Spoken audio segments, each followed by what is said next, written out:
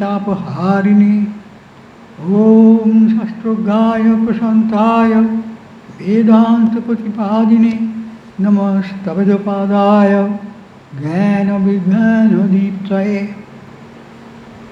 ॐ अखण्डमण्डलाकारं व्याप्तं येन चराचरं तत्पदं दर्शितं येन तस्मै श्रीगुरवे नमः। ॐ गुरुर्ब्रह्मा गुरुर्विष्णु गुरुदेवो महेश्वरः गुरुरेव परं ब्रह्म तस्मै श्रीगुरवे नमः।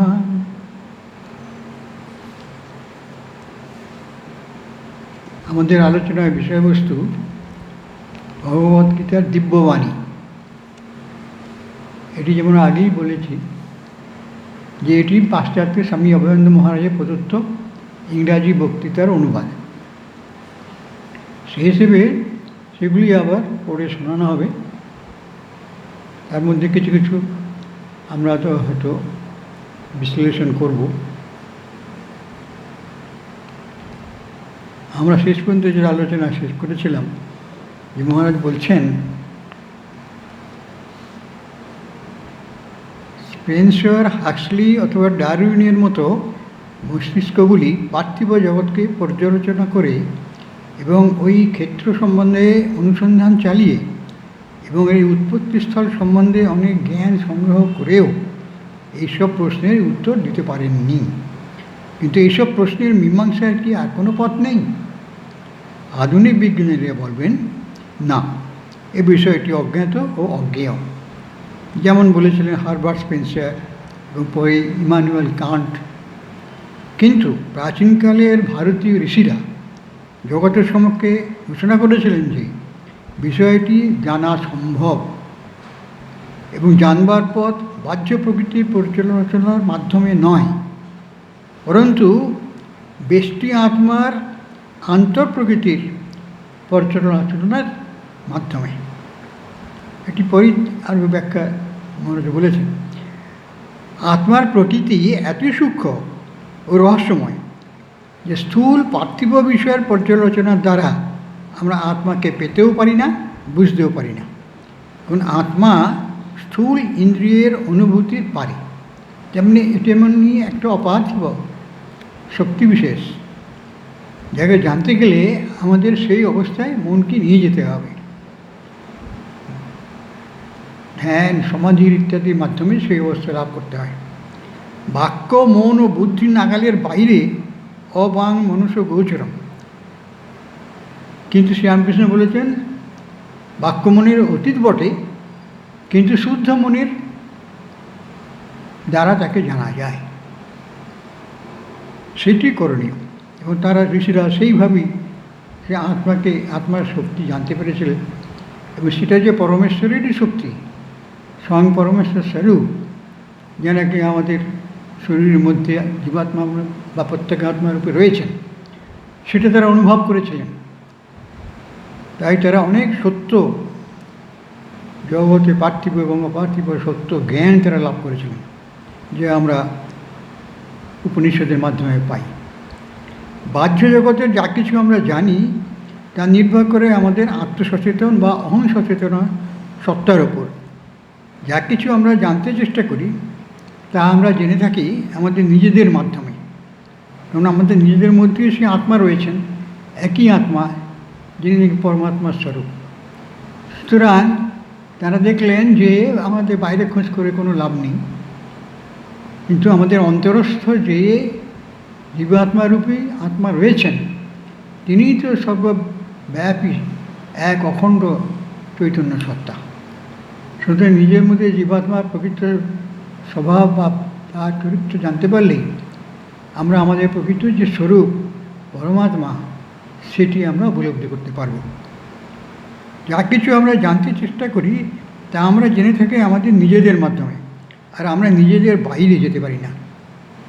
যখন আমরা একটা উদাহরণ দিয়ে বলছেন, একটা চেয়ারের মতো এক পার্থিব বিষয়কে জানতে চেষ্টা করি, আমরা কিভাবে তা করি? আর চেয়ার সম্বন্ধে আমার জ্ঞানই বাকি। আমরা দেখি যে চেয়ারেই আমাদের চেয়ার জ্ঞান নিহিত রয়েছে। আমাদের যে চেয়ারের সম্বন্ধে যে জ্ঞান বা উপলব্ধি হচ্ছে সেটা তো চেয়ারের মধ্যেই আছে, চেয়ারের বাইরে তো নেই। চেয়ারের সঙ্গে আমরা যেভাবে সম্পর্কিত অথবা আমাদের ইন্দ্রিয়ের দ্বারা চেয়ার আমাদের কাছে যেরূপ প্রতীয়মান হয় তাতে আমাদের চেয়ার জ্ঞান পর্যবসিত।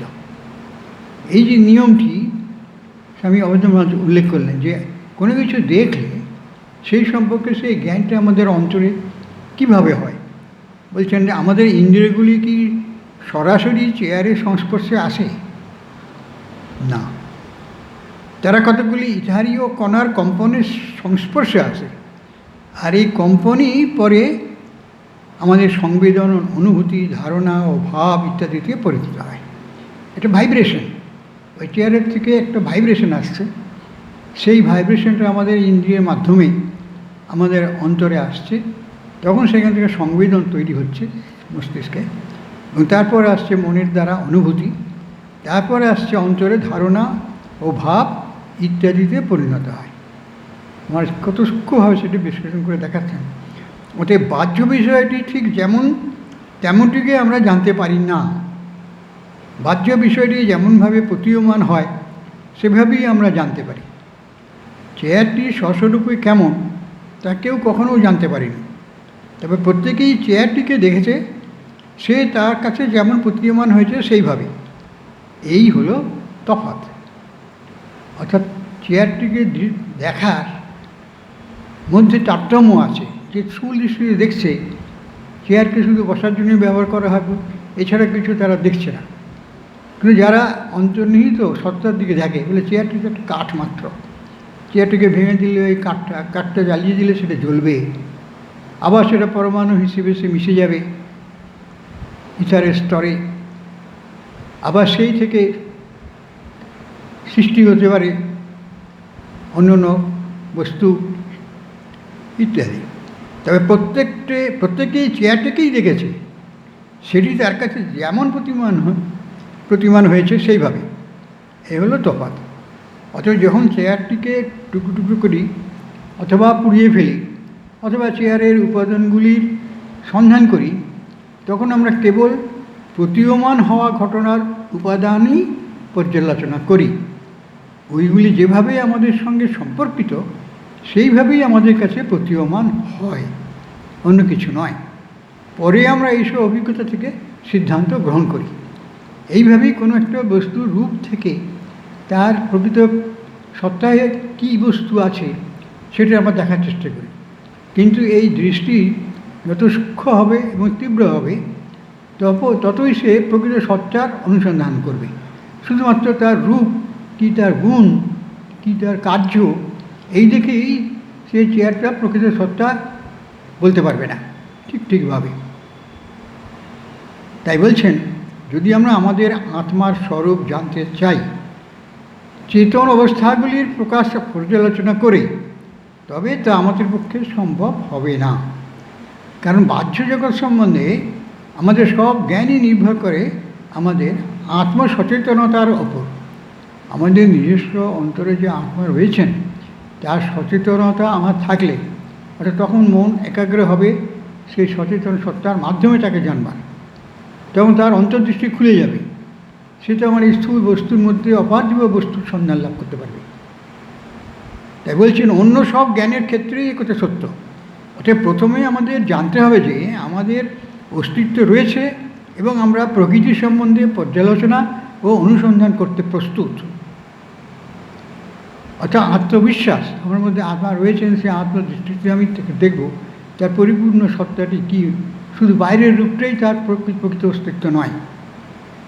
আমরা আরম্ভ করি দূরই আমাদের বহিষ্ঠ অহংয়ের উৎস থেকে, এবং আমরা যতক্ষণ না আবার ফিরে যাব আমাদের আত্মার কেন্দ্রে, ততক্ষণ আমরা আমাদের আত্মার উপস্থিতস্থল কোথায় তা জানতে পারবো না। বৈজ্ঞানিকদের মতো কিছু লোক মস্তিষ্ককে টুকরো টুকরো করতে চেষ্টা করে, কিন্তু সেখানে তারা কিছু পায় না।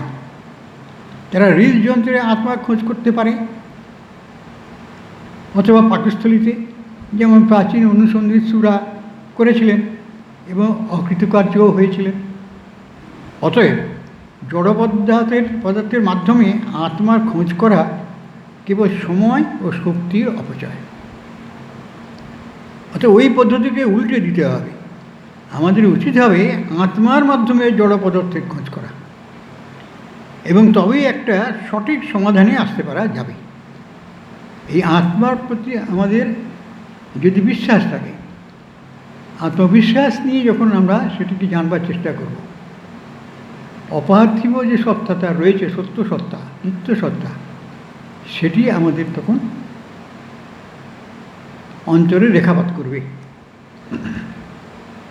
এখানে আমরা ক্ষেত্রের বর্ণনা পাই, যা হলো জড়। ক্ষেত্রটি যে বিষয়ে আমরা জ্ঞান লাভ করব সেটি বলছেন তা হলো জড় বস্তু। প্রথমে আমাদের জানতে হবে কোন কোন সূক্ষ্ম উপাদানে এই জড় শরীর গঠিত হয়েছে। তারপর আমাদের জানতে হবে অহংকে, তারপরে বুদ্ধিকে, যা তখনও অনভিব্যক্ত, তখনও বুদ্ধির কাজ আরম্ভ হয়নি। তারপর 10 ইন্দ্রিয়কে, মনকে, 5টি ইন্দ্রিয়ের বিষয়কে, এরপরে মানসিক শক্তিগুলিকে, যেমন বাসনা, ঘৃণা, সুখ, দুঃখ, এদের সমষ্টি, আপেক্ষিক চেতনা, বুদ্ধিমত্তা এবং সহিষ্ণুতা, এইসব সম্পর্কে আমাদের সচেতনতা থাকা দরকার। সংক্ষেপে এই হলো ক্ষেত্র ও তার বিকার। অর্থাৎ ক্ষেত্রকে যেভাবে কাজে লাগানো হয়েছে সেটি তার বিকার রূপ। অতএব দেখা যাচ্ছে যে মন ও বাসনা, যা মনের যে ইচ্ছা, সেই বাসনা, সুখ, দুঃখ ও ঘৃণা, এসবই পার্থিব শরীরের অন্তর্গত বা ইন্দ্রিয়যুক্ত শরীরে রয়েছে। মন হলো সূক্ষ্ম পদার্থের কম্পন মাত্র। এইটা মনের এই যে সংজ্ঞাটা দিয়েছেন স্বামী অভেদানন্দ মহারাজ, এরকম পরিষ্কার সংজ্ঞা মনের বিষয়ে অন্যত্র পাওয়া যায় না। তিনি বলছেন মন হলো সূক্ষ্ম পদার্থের কম্পন মাত্র, ফাইনাল এলিমেন্ট ইন ভাইব্রেশন, স্পন্দনযুক্ত সূক্ষ্ম পদার্থ। কিন্তু মনের থেকে উচ্চতর বস্তু আছে। আমাদের বুদ্ধিমত্তা, অস্তিত্ব এবং চেতনার উৎপত্তিস্থল মানসিক স্তরের ঊর্ধ্বে। এই বিষয়টি খুব অল্প লোকই বুঝতে পারে। যখন আধুনিক বিজ্ঞানীরা বলেন যে মন ইথারীয় কণার কম্পন ছাড়া আর কিছু নয়, তখন তারা ঠিকই বলেন। মন কম্পন ছাড়া অন্য কিছু নয়, কিন্তু চিন্তার ও মানসিক ক্রিয়ার যিনি জ্ঞাতা, তিনি একটি কম্পন নন। এই জ্ঞাতা কোনরূপ কম্পনের থেকে ভিন্ন। এই জ্ঞাতাই হচ্ছে সেই আত্মবস্তু, যিনি জানছেন। জ্ঞেয় এবং জ্ঞাতা, এই যে পার্থক্য, সেটি জানবার আছে আমাদের। তাই বলছেন এই জ্ঞাতা কোনরূপ কম্পনের থেকে ভিন্ন। সাংখ্য পদ্ধতিতে মুনি কপিল সর্বাধিক প্রাচীন বিজ্ঞানের বর্ণনাকে এইভাবে বুঝিয়েছিলেন। দেখা যায় এই পদ্ধতিতেই বিশ্বজাগতিক বিবর্তন তত্ত্ব, এখানে বিবর্তনবাদ বলা হয়, সর্বপ্রথম অতি পরিষ্কারভাবে ব্যাখ্যাত হয়েছে। মুনি কপিল সবচেয়ে প্রাচীন মুনি ঋষি ছিলেন। তিনি প্রথম এই বিবর্তনবাদ আবিষ্কার করেন এবং সর্বপ্রথম অতি পরিষ্কারভাবে ব্যাখ্যা দেন। এই ক্রমবিকাশ দর্শন পর্যালোচনা করলে দেখা যাবে স্থূল পদার্থ গঠিত হয়েছিল অতি সূক্ষ্ম মৌলিক উপাদান কণার সাহায্যে। ওই উপাদানগুলি আবার আরও সূক্ষ্ম উপাদান কণার মিশ্রণের ফল। যেমন বর্তমানে বিজ্ঞানীরা জেনেছেন অণুর পর সে পরমাণু, কয়েকটা পরমাণু নিয়ে একটা অণু তৈরি হয়। সেই বিজ্ঞানের কথাই এখানে বলেছেন। আদিতে একটি অনভিব্যক্ত শক্তি ছিল, সেই শক্তি পরে পরমাণুর আকার ধারণ করে, যেগুলি এক একটি শক্তি কেন্দ্র ছাড়া আর কিছু নয়। এই পরমাণুগুলিও এক একটা শক্তি কেন্দ্র। পরবর্তীকালে বিজ্ঞানীরা জেনেছেন সেগুলোর দিকে চারদিকে নিউট্রন, প্রোটন, যার কেন্দ্র আছে, পজিট্রন ইত্যাদি নানান রকম সূক্ষ্ম থেকে সূক্ষ্মতর অবস্থাগুলি জানতে পেরেছেন। কিন্তু সেগুলি সবই শক্তি কেন্দ্র, তার একটা নির্দিষ্ট কেন্দ্র আছে, আর তার চারদিকে ঘূর্ণায়মান অবস্থা আরও অন্যান্য অনেক অনুপারণ রয়েছে। এইসব বিজ্ঞানের পরবর্তীকালে যন্ত্রের সাহায্যে জানতে পেরেছেন। তাই বলছেন আবার দুটি পরমাণু যুক্ত হয়ে অণুতে পরিণত হয়। এটা ঋষি কপিলই তখন সেই সময় জানতে পেরেছিলেন তার অধ্যাত্ম বিজ্ঞানের অনুভূতির দ্বারা। আর বহু অণুর মিলনে মৌলিক উপাদান সৃষ্টি হয়। মৌলিক উপাদান যেটি আমরা একটি নির্দিষ্ট পদার্থ বলে মনে করি, তার মধ্যেও আমরা দেখছি যে কত অণু থাকে এবং প্রতিটি অণুর মধ্যে আবার কতগুলি পরমাণু থাকে। কিন্তু বিশ্বশক্তি অর্থাৎ প্রকৃতি ও চেতনা অর্থাৎ পুরুষের সংস্পর্শে উৎপন্ন হয় বুদ্ধি। বুদ্ধিটা জড় পদার্থ নয় যে অণুপরমাণু থেকে তার সৃষ্টি হচ্ছে, সেটা হচ্ছে কিসের থেকে উৎপন্ন হচ্ছে? বিশ্বশক্তি, যার নাম প্রকৃতি বলা হয়। সেখানে ত্রিগুণাত্মিকা শক্তি, সত্য রজতম, এই 3 গুণের সমষ্টি। কিন্তু সেইখানেই যার আলোড়ন সৃষ্টি হয়, তার থেকেই জগতের কম্পনের সৃষ্টি, পরিবর্তন। সেই চেতনার সংস্পর্শে উৎপন্ন হয় বুদ্ধি, যে বিচার করতে পারে। যে মুহূর্তে বিশ্বশক্তিতে বুদ্ধির আবির্ভাব দেখা যায়, তখন তা আত্মসচেতন হয়ে ওঠে, কারণ বুদ্ধি আসছে আত্মার শক্তিরূপে।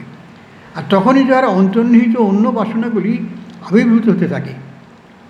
সৃষ্টি করবার বা নিজেকে বিভক্ত করবার এবং বহু হবার বাসনার ফলেই ওইসব পৃথক পৃথক অনুকণার সৃষ্টি হয়েছিল। যেগুলির পেছনে কারণরূপে রয়েছে কি? বাসনা। বাসনা কোথায় থাকে? আমাদের অন্তরে বা মনে। সেখানে তা কাছে কিসের দ্বারা চালিত হয়? ইচ্ছার দ্বারা। এই বাসনাকে দমন করা যায় আমাদের ইচ্ছার দ্বারা। আবার এই ইচ্ছাকেই আবার পরিবর্তন হয়ে যায় বাসনা রূপে, এবং ক্রমে নানা আকারের সৃষ্টি শুরু হয়েছিল। বিশ্বশক্তি থেকে আরম্ভ করে আর স্থূল পদার্থ বা দৃশ্যমান বিশ্ব পর্যন্ত ক্রমবিকাশের সমগ্র পদ্ধতি অনুযায়ী কাজ হতে কোটি কোটি বছর সময় লেগেছে। ইন্দ্রিয় ও ইন্দ্রিয় শক্তি একই বিশ্বশক্তি থেকে উদ্ভূত হয়েছে, একই শক্তি থেকে এসেছে মন ও সমস্ত মানসিক ক্রিয়া এবং পদার্থের সূক্ষ্ম স্তরে যেসব শক্তির আবির্ভাব হয়। ইন্দ্রিয়ের বিষয়সমূহ সৃষ্টি হয় একই শক্তি থেকে। অতএব দেখা যাচ্ছে যে বুদ্ধি, মন, মানসিক ক্রিয়া, ইন্দ্রিয়ের বিষয় ও স্থূল পদার্থ সবই সৃষ্টি হয়েছে একই উৎস থেকে, যা চিরন্তন বিশ্বশক্তি। এটি স্বামী অভয়ানন্দ উন্নত বলেছেন অখণ্ড চিৎসত্তা, যা চিরন্তন বিশ্বশক্তি, অপৃথকীকৃত বা অনভিব্যক্ত শক্তি, যার নাম হলো প্রকৃতি অথবা সৃষ্টিশক্তি। এই সত্য রজতম 3টি গুণ নিয়ে এই প্রকৃতি সৃষ্টি হয়েছে। এর সঙ্গে উপাদান যুক্ত হলে সেই বাসনা অনুযায়ী অর্থাৎ মানুষের ইচ্ছা, জীবের ইচ্ছা অনুযায়ী সেগুলি রূপ পরিগ্রহ করে। বাসনা, ঘৃণা এবং এই সমগ্র ও আপেক্ষিক চেতনা যেগুলি পরিবর্তনশীল, সেগুলি বুদ্ধির ওপর প্রতিফলন মাত্র। ইচ্ছা দ্বারা বুদ্ধির উপর সেগুলি রিফ্লেকশন হচ্ছে, বুদ্ধি তারপর তাকে রূপ দিচ্ছে, যার পরিবর্তন হয় বুদ্ধির শুদ্ধতা অনুযায়ী। বুদ্ধি যত শুদ্ধ হবে সে তত ঠিকভাবে সেই বস্তুটিকে রিফ্লেক্ট করতে পারবে। কিন্তু বুদ্ধির যদি জড়তা থাকে তাহলে সে ঠিকভাবে সেটিকে প্রকাশ করতে পারবে না, এতে তারতম্য হয়ে যাবে। একই পদার্থ কিন্তু তার রূপ যেভাবে ব্যাখ্যা করবে সেই বুদ্ধির মাধ্যমে, বুদ্ধির তারতম্যের জন্য সে তার রূপও ব্যাখ্যা ভিন্ন ভিন্ন হয়ে যাবে। এসবই শক্তিরূপে প্রতীয়মান হয় এবং ক্ষেত্র বা শরীরের অন্তর্গত, এবং শরীরের অন্তরেই থাকে এই বাসনা, ইচ্ছা, বুদ্ধি এসব। আর একটি দর্শনশাস্ত্র ছিল যা ছিল অধিকতর বস্তুবাদী বা পদার্থ ভিত্তিক বা অনুভিত্তিক। এই সৃষ্ট পদার্থের ক্ষুদ্র ক্ষুদ্র অংশকে কীভাবে তারা জানতে পেরেছিলেন এবং বলেছিলেন, দেখা যাচ্ছে ধারাবাহিকভাবে বিভিন্ন সময়ের মধ্যে বহু সময় লেগেছিল তাদের এইগুলিকে জানতে, এবং তার ক্রমোন্নতিও হয়েছিল যুগে যুগে ঋষিদের কাছে। সেটি হচ্ছে ওই পদ্ধতি কণাদের বৈশেষিক দর্শন নামে খ্যাত। কণাদ আবার সেটাকে অন্যরূপে একটু ব্যাখ্যা করেছিলেন, সেটা বৈশেষিক রূপে বলে। বিশেষ থেকে বিশেষ দর্শন, তো বৈশেষিক দর্শন বলা হয়েছে। কণাদের পারমাণবিক মতবাদ সব কিছুর উৎপত্তির কারণ নির্ণয় করতে গিয়ে বলেছে যে সেগুলি পরমাণু ও অণুর সংযোগে ঘটেছে। তাহলে অণু এবং পরমাণুর যে অস্তিত্ব, যা নাকি ইতিপূর্বে আমরা দেখেছি সেই ঋষি কপিল বলে গেছেন, সেটা এখানেও স্বীকৃত। এইবার তার উপরে কণাদ বলছেন যে পদার্থভিত্তিক বা অণুভিত্তিক ওই পদ্ধতি কণাদের বৈশেষিক দর্শন নামে খ্যাত। কণাদের পারমাণবিক মতবাদ সব কিছুর উৎপত্তির কারণ নির্ণয় করতে গিয়ে বলেছে যে সেগুলি পরমাণু ও অণুর সংযোগে ঘটেছে। ঠিক যেমন বর্তমান বৈজ্ঞানিকরা বলে থাকেন। তারা বলেছেন সব রকম বাসনা ও ঘৃণা, সুখ ও দুঃখ, চেতনা ও সহিষ্ণুতার উৎস হল জীবাত্মা। এই যে জীবের মধ্যে যে চেতন সত্তা, যাকে আমরা জীবাত্মা বলে থাকি, সেই পরমেশ্বরেরই সর্বজনীন চিৎসত্তা, যাকে আমরা পরমেশ্বর বা ঈশ্বর বলে থাকি। সেইখানে এখানে স্বামী অভয়ানন্দ মহারাজ দেখাবেন যে যেহেতু এই বুদ্ধিসত্তার মধ্যেই দেখা যাচ্ছে তার পারে সেই ঈশ্বর সেখানে বর্তমান, ঈশ্বরের শক্তির বিকাশ সেখানে বর্তমান। তখন আমরা অনুভব করতে পারবো যে আমরা শুধু এই বিকারিত বা পার্থিব বস্তু নয়, এর পারে যে তার শক্তির যে উৎস সেটি হচ্ছে ওই জীবাত্মা, যেটি সর্বব্যাপী বিশ্ব আত্মার সঙ্গে অভিন্ন। এইখানে এই সম্পর্কটি রয়েছে। এই সম্পর্কটি কেউ নিজে তৈরি করতে পারে না। সম্পর্কটি তো হয়েই আছে আগে থেকে, নাহলে সেই সব ঘটনাটা ঘটেছে কী করে, সব তার সঙ্গে এই উপাদানগুলো মিশিয়ে একটা রূপ প্রদান করা হয়েছে, তবে একটা জীবের সৃষ্টি হয়েছে, পদার্থের প্রকারভেদ হয়েছে ইত্যাদি। সেগুলি কিন্তু আগে থেকেই হয়ে আছে, অর্থাৎ সেগুলি সত্য বস্তু হয়েই আছে। আমরা কেবল জানি না বলে মনে করছি যে এটা তো ঈশ্বর নয়, এটা জড় পদার্থ, এই বলে আমরা তাদের সবকে ব্যাখ্যা করছি। আসলে যে অন্তর্নিহিত যে দৃষ্টি, সূক্ষ্ম দৃষ্টি যদি আমরা লাভ করি, প্রত্যেকটি বস্তুর মধ্যে ঈশ্বরের অধিষ্ঠান রূপে বর্তমান আমরা সবসময় প্রত্যক্ষ করতে পারব।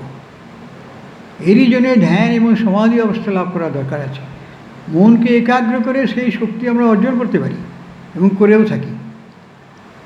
তার আগে বলছেন এই জন্যে তারা বলেছেন সব রকম বাসনা ও ঘৃণা, সুখ ও দুঃখ, চেতনা ও সহিষ্ণুতার উৎস হল জীবাত্মা, এবং ওইগুলিকে জীবাত্মারই গুণাবলী রূপে বিবেচনা করেছেন।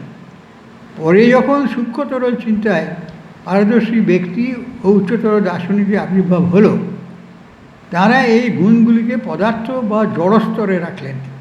ওই এদের ক্ষেত্রের বা স্থূল সূক্ষ্ম মিশ্র পদার্থের অন্তর্গত করলেন।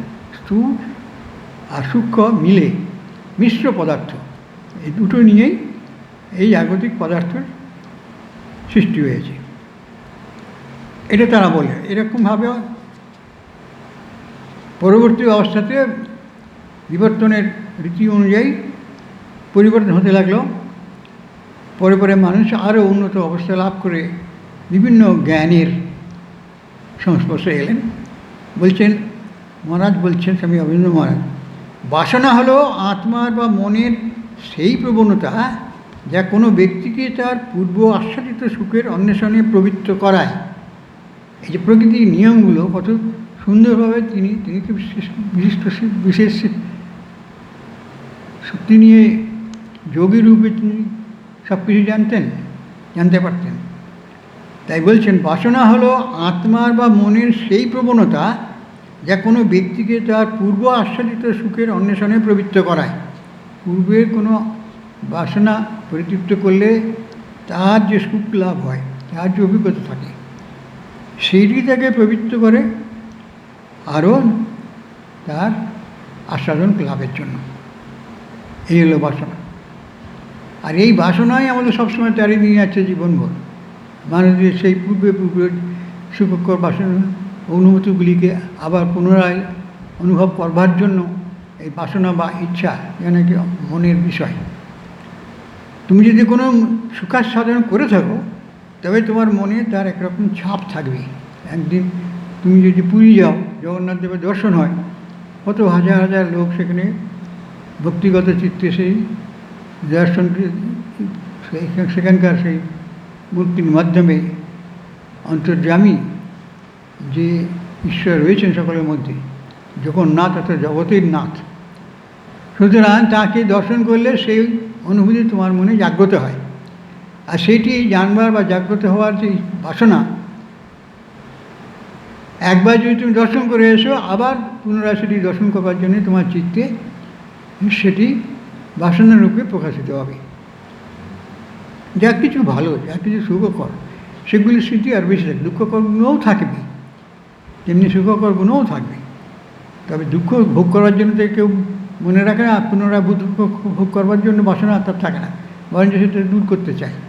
কিন্তু সুখ বাসনাগুলি সেগুলি থেকে যায়, আবার পুনরায় সেগুলো উদ্রেক হয় নতুন নতুন বাসনা হওয়ার জন্য, যা তোমাকে ভবিষ্যতে প্রবণতা জাগাবে পুনরায় এবং বারবার সেই সুখান্বেষণের জন্য। এই হলো বাসনা। বাসনার ক্যারেক্টারটাকে জেনে নিতে হবে, কোথা থেকে আসছে, কেন আসছে আমরা তো জানি না। বাসনার তাড়িত হয়ে আমরা অনেক কিছু জীবনে কাজ করে থাকি, ভালো মন্দ নানা রকম, কেউ আমরা বিচার করে করি না, কারণ এটা অন্তরের প্রবৃত্তি রূপে থেকে যায়। কিন্তু সেইখানেই বিচার থাকে, বুদ্ধির কাজ আছে। এবারে মন, বাসনা থাকে মনে, আর মনের পারে রয়েছে বুদ্ধি, আর সেই বুদ্ধি যত সূক্ষ্ম হবে বা শুদ্ধ হবে, তত আমাদের বাসনাকে আমরা কন্ট্রোল করতে পারবো। সেখানে আমরা তাকে বিশ্লেষণ করে কোনটা ভালো, কোনটা মন্দ, কোনটা দরকার, কোনটা দরকার নয়, এগুলিকে বিচার করে যেটি প্রয়োজন সেটিকে আমরা উদ্রেক করবো, বাকিটাকে আমরা মন থেকে বিতাড়িত করব। এই হলো বুদ্ধির কাজ।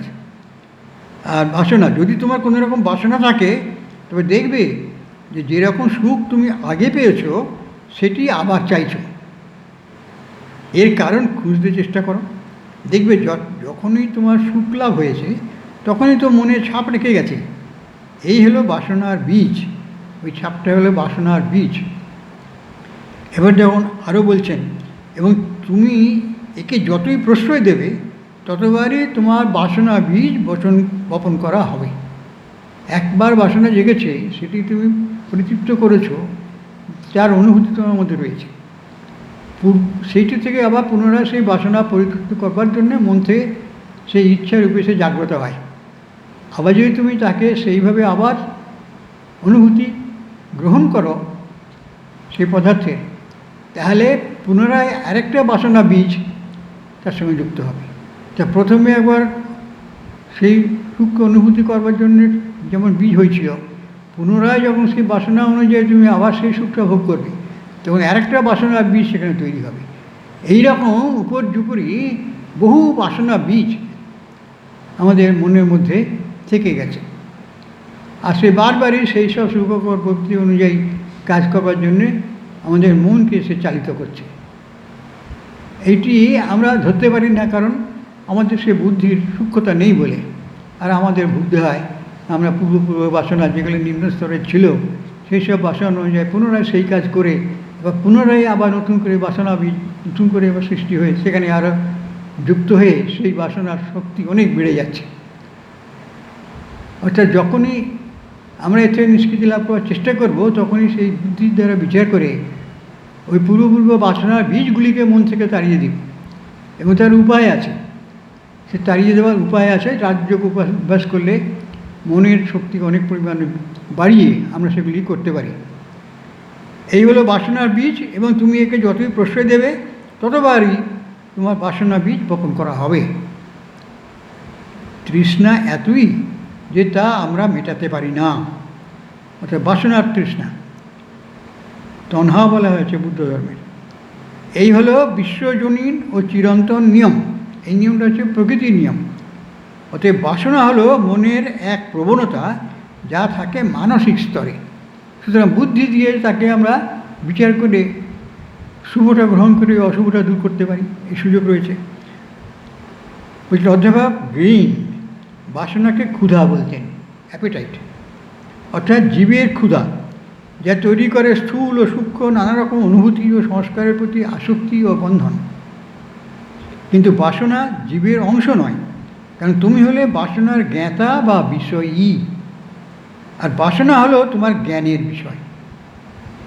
বাসনাটা তোমার অন্তরস্থ বিষয় কিছু নয়, কিন্তু সেটা হচ্ছে জ্ঞানের বিষয়। একটি বিষয়, একটা বস্তু সম্বন্ধে তোমার জ্ঞান, সেটি বাসনা সৃষ্টি করে।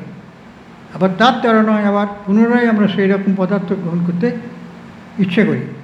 কিন্তু বিষয় আর বিষয়ই একই হয় কী রূপে? মাঝে নিজেই প্রশ্ন করছেন। বিষয় আর বিষয়ই, বিষয় মানে যে সেই বিষয়কে গ্রহণ করছে, আর সে বিষয় হচ্ছে প্রাকৃতিক পদার্থ। সেখানে সত্য, রজতম এই তিনটি ত্রিগুণাত্মিকা শক্তির বিকাশ। কিন্তু বিষয় আর বিষয়ই একই হয় কী রূপে? বাসনা থাকে মনে, এবং তুমি তা জানো। বাসনা যখন বশীভূত হয়, তুমি ভাবতে থাকো যে বাসনা চলে গেছে, এতে বাসনাকে বিষয় রূপে দেখা হচ্ছে। আর বিষয় হলো জ্ঞাতা বা বিষয় থেকে ভিন্ন বস্তু। বিষয়ই যে সেই বিষয়ের জ্ঞান লাভ করছে বলে সেই বিষয়ের জ্ঞাতা। যে প্রণালীর দর্শনশাস্ত্রে বলা হয়েছে যে বাসনা হলো জীবের গুণ অথবা অংশ, তাকে বেদান্ত খণ্ডন করে থাকে। ইউরোপীয় ও আমেরিকান চিন্তাশীল ব্যক্তিদের মতে মহারাজ বলছেন জ্ঞাতা ও মন একই বস্তু, তেমনটি নয়। অন্যত্র ট্রু সাইকোলজি গ্রন্থে আমি আগেই যা বলেছি, স্বামী অভয় মহারাজ বলছেন, তার বক্তৃতা আছে ট্রু সাইকোলজি, তার একটা গ্রন্থ আছে সেই নিয়ে। সেখানে আমি বলেছি যে জ্ঞাতা বা আত্মা আর মন একই বস্তু নয়। তাদের সব ভিন্ন ভিন্ন, একই শক্তির প্রকাশ হতে পারে, কিন্তু ভিন্ন ভিন্ন রূপে তার প্রকাশ হয়েছে। পরন্তু জ্ঞাতা বা জীব হলো মনের ও মানসক্রিয়ার নির্দেশক ও আলোকদাতা। সেই মানসক্রিয়ার মাধ্যমে মন সেই বস্তুর জ্ঞানকে নিয়ে আমাদের অন্তরে পাঠিয়ে দেয়। প্রথমে মস্তিষ্কে যায়, সেখান থেকে মন সেই তার ভাইব্রেশনটা গ্রহণ করে আমাদের যে আত্মা, জীবাত্মা রয়েছে, তাকে দেখিয়ে দেন যে এই বস্তু সম্বন্ধে তোমার বাসনা জেগেছে। এইভাবেই আমার অন্তরে বাসনা কাজ করতে থাকে। তাই বলছেন সাইকি বলে মনকে, আধ্যাত্মিক মন, সাইকি বা আত্মা পাশ্চাত্য মনোবিজ্ঞানের মন নয়, কিন্তু এ হলো আত্মা, বেদান্তে যাকে বলা হয়েছে শুদ্ধ চৈতন্য এবং সকল জাগতিক বস্তুর উৎস। এই চৈতন্য তো সকলের মধ্যেই রয়েছে। চৈতন্য না থাকলে কোনো বিষয়ের সৃষ্টি হয় না। তাহলে সেই তার রূপ কীরকম? বলছেন জীবাত্মার প্রকাশ দশা। এই যে জীবাত্মার প্রকাশ অবস্থা বোঝাতে পারেনি এবং পাশ্চাত্য মনোবিজ্ঞানরা, এবং অর্থাৎ পাশ্চাত্য মনোবিজ্ঞান হল সাইকেলের সাইকোলজি। এটি মহারাজ সাইকোলজি সম্বন্ধে জ্ঞান আহরণ করেছিলেন, সেই সম্বন্ধে বক্তৃতা দিয়েছিলেন। পাশ্চাত্য দর্শনের যে এই মানসিক দর্শন রয়েছে, সেখানে সে মনেরই সম্পর্কে তারা জানে না। মনের যে দুটো অবস্থা রয়েছে, একটা সাবজেক্টিভ, একটা অবজেক্টিভ। আমরা মনের প্রকাশের দিকটা দেখি বাইরে, এটা হচ্ছে অবজেক্টিভ সাইড। আর মনের প্রকৃত সাবজেক্টিভ সাইড হচ্ছে অন্তরে কীভাবে রয়েছে, তার প্রকাশ কীভাবে হচ্ছে, তাকে কীভাবে আমরা সংযত করতে পারি, আর তাকে শুদ্ধ করে কীভাবে আমরা জীবনে উন্নতি লাভ করতে পারি, এসব আমাদের মনোবিজ্ঞানের বিষয়। মহারাজ বলছেন মন হলো বুদ্ধি ও অহংকারের মতো এক শ্রেণীর বস্তু, অর্থাৎ ভাইব্রেশন, স্পন্দন। এটি ইন্দ্রিয়াতীত আত্মার সর্বোৎকৃষ্ট মহিমা ও সৌন্দর্য যথাযথ উপলব্ধি করতে পারে না। তাই বেদান্ত বলে যে জ্ঞাতার প্রকৃত স্বরূপ সব কিছু থেকে বেশি উচ্চতর ও সূক্ষ্মতর। তা বাসনা ও প্রবণতাগুলির থেকেও উচ্চতর ও সূক্ষ্মতর। ঘৃণা হলো আরেকটি গুণ, আর তা জ্ঞাতার গুণ হতে পারে না। তুমি কোনো কিছু ঘৃণা করো, আর সেই সঙ্গে জানো যে তুমি ঘৃণা করছো, অর্থাৎ সেই ঘৃণার জ্ঞাতাও তুমি, সেইটাই হচ্ছে জীবাত্মার কাজ। এই ব্যাপারটি কখনো কখনো তোমার মনের সবেগে এসে পড়ে, আবার চলে যায়। তুমি যখন ক্রুদ্ধ হও তখন নিজে আলাদা বুঝতে পারো যে তুমি ক্রুদ্ধ হয়েছেও, যদিও একেবারে যখন সেই ক্রুদ্ধের দ্বারা তোমার সমস্ত শরীর মন আবির্তাড়িত হয়ে পড়ে তখন আর বোঝার ক্ষমতা থাকে না। কিন্তু তার আগে তুমি বুঝতে পারছো যে তোমার ক্রোধ হচ্ছে বা ক্রোধ হয়েছে, তখন থেকেই তুমি যদি মনকে শাসন করো, সংযত করো, তাহলে তুমি সেই ক্রোধকে জয় করতে পারবে। এগুলি অভ্যাস করে যারা যোগীরা অভ্যাস করেন, অভ্যাস করে তারা এই গুণগুলি লাভ করতে পারেন। এই ব্যাপারটি কখনো কখনো তোমার মনে সবেগে এসে পড়ে, আবার চলে যায়। যখন ওটি তোমার মনে উপস্থিত তখন তো তোমার জ্ঞানগম্য, যখন চলে যায় তখনও তোমার জ্ঞানের বিষয়। তুমি আরও জ্ঞান যে কেবল এক ধরনের মেঘ এসেছিল, তুমি আরও জানো যে কেবল এক ধরনের মেঘ এসেছিল তোমার আত্মার শুদ্ধ পরিবেশ মণ্ডলে বা আকাশে, তাতেই ঘৃণা ও বাসনারও এক ধরনের আবরণ তৈরি হয়েছিল। বিশ্লেষণ করলে দেখবে যা তুমি ঘৃণা করছো তা পূর্বে তোমাকে কোনো রকম কষ্ট বা যন্ত্রণা দিয়েছিল। এই অভিজ্ঞতা অন্তরে থাকার জন্যেই তুমি সেই বস্তুকে ঘৃণা করছো। আর যখন তুমি কিছু কষ্ট বা যন্ত্রণা অনুভব করেছিলে তখন সেটি তোমার মনে সংকল্প, সংস্কার বা ছাপ রেখে যায়। ওই সংস্কার বা ছাপ যখন প্রবণতার রূপ নেয় তখন তা থেকে ঘৃণা বা বিরক্তিভাবের উদ্রেক হয়, আর আমরা তা চাই না, তাই আমরা তাকে ঘৃণা করি। তাই এবং ঘৃণার পেছনে কত কাণ্ড কারখানা রয়েছে যেগুলো হওয়ার ফলে যে কোনো একটি বস্তুর প্রতি আমাদের ঘৃণার উদ্রেক হয়, এবং সেটি আমরা ইচ্ছে করে সংযত হতে পারি, কারণ ঘৃণাটি আমাদের মনেরই একটা আবেগ ছাড়া কিছু নয়, ভাইব্রেশন। আমরা যখনই সেই তার উপরে কর্তৃত্ব স্থাপন করতে পারবো তখনই সে আমার ইচ্ছার উপর নির্ভর করবে, আমি তার দ্বারা চালিত হব কি হব না। যদি কোনো কিছুর সংস্পর্শে এসে তোমার দুঃখানুভূতি হয়, আবার যা সেই অনুভূতিকে স্মরণ করিয়েও দেয়, তাতে তুমি ঘৃণা করো, তা স্বাভাবিক। কিন্তু এইসব অনুভূতি জ্ঞাতার বা আত্মার নয়। আর উচ্চতর স্তরে যে রয়েছে আমাদের, সেটা হলো মন। বলছি জ্ঞাতা বা আত্মার মধ্যে নয়, এটা এগুলো বাইরের আরও নিম্নস্তরের যন্ত্র, এগুলি মন। কিন্তু তার উপরে আছে জ্ঞাতা, তার উপরে আবার পরমেশ্বর আত্মা, ঈশ্বররূপী আত্মা। তাদের নয়। মন ও আত্মার পার্থক্য তোমায় শিখতে হবে। মন ও আত্মার পার্থক্য, আত্মা নির্বিকার, কিন্তু মন সবসময় বিকারের মধ্যে চলছে, সব সময় তার মধ্যে গতি রয়েছে, প্রবল ঢেউ থাকে সেখানে, পরিবর্তনশীল। কিন্তু আত্মা তা নয়, নিষ্পন্দ। মন ও আত্মার পার্থক্য তোমার শিখতে হবে। যদি তা আত্মার অঙ্গ হয় তবে তোমার আত্মার নিত্য গুণ ও বৈশিষ্ট্য হবে জ্ঞান বা বুদ্ধি। অতএব ঘৃণা যদি আত্মার গুণ হয় তা হবে একটি নিত্য গুণ, তাই সে আত্মার গুণ নয়, গুণটি হচ্ছে মনের। কিন্তু এমন মুহূর্ত আসে যখন তোমার কোনোরূপ বাসনা থাকেই না, তবু তখন তোমার জ্ঞান বা আত্মচেতনা থাকে, কারণ তা যে নিত্য বস্তু। সুখ কাকে বলে? এ হলো এক অনুভূতি যা আমাদের কাম্য বা অর্থাৎ কামনা করি, এবং যার উৎপত্তি হয় সমপ্রকৃতির কোনো বস্তুর সংস্পর্শে এসে। যে বস্তুকে আমি চাইছি তার সমপ্রকৃতি কোনো বস্তু যদি সংস্পর্শে আসা যায় তাহলে তার উদ্রেক হয়। সেই মনোরম সুখকর অনুভূতিই হলো সুখ।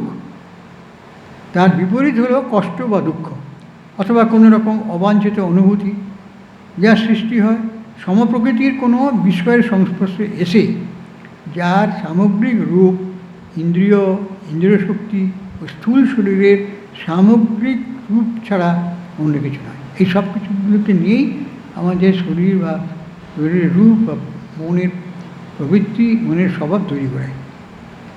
ইন্দ্রিয়ানুভূতি ও রূপ মিলে এক সামগ্রিক রূপ হয়, অর্থাৎ ইন্দ্রিয়, স্নায়ু প্রভৃতি সব মিলে এক সামগ্রিক রূপ হয়। অতএব সচেতন বুদ্ধি থাকলে ঠিক বস্তু ঠিক স্থানে স্থাপিত হয়, অন্যথায় দৃষ্টি স্নায়ু কর্ণে চলে যাবে এবং শ্রবণের স্নায়ু হাতে চলে যাবে। কিন্তু আমরা দেখি সবাই মিলে এইরূপ আশ্চর্য সমন্বয় কার্য হয়ে থাকে। তার কারণ হলো সাধারণ এই বুদ্ধির সামগ্রিক চেতনা। আমরা সকলেই বুদ্ধিমান জীব, আমাদের সব বুদ্ধি হলো উচ্চতর বুদ্ধি বা উচ্চতর চেতনার প্রতিফলন। সেই চেতনা আরও মনেরও উচ্চতর অবস্থার মধ্যে স্থান রয়েছে, সেইখান থেকে সে প্রতিফলিত হয় মনে। সেই প্রতিফলনের নাম হলো পূর্ণ জ্যোতি। এই যার থেকে সেই প্রতিফলন আসছে মানে তারই নাম হলো পূর্ণ জ্যোতি বা আত্মা। এই যে আমাদের মধ্যে জীবাত্মা রূপে রয়েছে, তিনি সেই পরমাত্মা, যাকে আত্মা বলে বলা হয়। আমাদের মনে এমন কিছু আছে যাকে একখণ্ড লোহার সঙ্গে তুলনা করা যেতে পারে। লোহা নিজে কোনো তাপ বা আলো সৃষ্টি করে না, কিন্তু জ্বলন্ত অগ্নিকুণ্ডে পড়লে তাপ ও আলোক টেনে নেয়। একইভাবে এই বুদ্ধি যদিও তার স্বভাবত বুদ্ধিমান নয়, স্বভাবত আত্মসচেতনও নয়, তবু তার চেতনার বা জ্ঞানের উৎসের সংস্পর্শে এসে প্রতিফলিত হয় আপেক্ষিক অস্তিত্বের স্তর থেকে। কাজে সে প্রতিফলন নির্ভর করে মানসিক ও বৌদ্ধিক বস্তুর ওপরে। তাই আমরা যদি এই মন বা মানসিক ক্রিয়া বা বৌদ্ধিক ক্রিয়ার থেকে মনকে আরও উচ্চতর স্তরে নিয়ে যেতে পারি বা নিয়ে যাই, যার জন্যে আমাদের জীবাত্মার জ্ঞান, জীবাত্মার স্বরূপ সম্বন্ধে আমাদের চিন্তা করতে হয় ধ্যানের মাধ্যমে। গেলে তখন এই মনের যে সমস্ত তরঙ্গ, বুদ্ধির যে সমস্ত তরঙ্গ, সেগুলি আমাদের কাছে ধরা পড়ে। তখন তার দ্বারা আমরা নিজেরা অযথা চালিত হই না। বিচারের মাধ্যমে কোন বস্তু আমার কাছে প্রকৃত প্রিয় হওয়া উচিত সেই বিচার আমরা করি। আর মনকেও আমরা সংযত রাখি। যখন দেখব এটি আমার সত্যিকারের প্রিয় বস্তু, শ্রেয় বস্তুটি লাভ করার উপায়, তখন আমরা সেই পথই গ্রহণ করি, মনকে সেই পথেই চালিত করে থাকি। এটা হলো মনেরই শক্তি, কিন্তু তাকে সংযত করে রাখা হয়। এর জন্যই আমাদের ধ্যানের প্রয়োজন। মনের প্রকৃত স্বরূপ বোধ করা দরকার। একাগ্রতার মাধ্যমে মনের যে সমস্ত তরঙ্গগুলি আসছে সেগুলিকে সাময়িকভাবে স্থির করে তার পারে আত্মার যে অবস্থান সেটিকে অনুভব করবার জন্য আমাদের ধ্যানস্থ হতে হয়। এবং যখন পরিপূর্ণভাবে মন একাগ্র হয়ে যায়, অনন্য চিন্তা, তখন সেটি হয় সমাধি। তার মধ্যে আমাদের মধ্যে এই সমস্ত বিষয়ের গুণ, এই পরা বস্তু অপরা বস্তু, এই সব কিছুর প্রকৃত স্বরূপ আমাদের কাছে উদ্ঘাটিত হয়ে যায়। আমরা এখানে আজকে আলোচনা শেষ করছি। ওম পূর্ণমদঃ পূর্ণমিদং পূর্ণাৎ পূর্ণমুদচ্যতে পূর্ণস্য পূর্ণমাদায় পূর্ণমেবাবশিষ্যতে। ওম শান্তি শান্তি শান্তি। ওম শ্রীরামকৃষ্ণায় অর্পণমস্তু।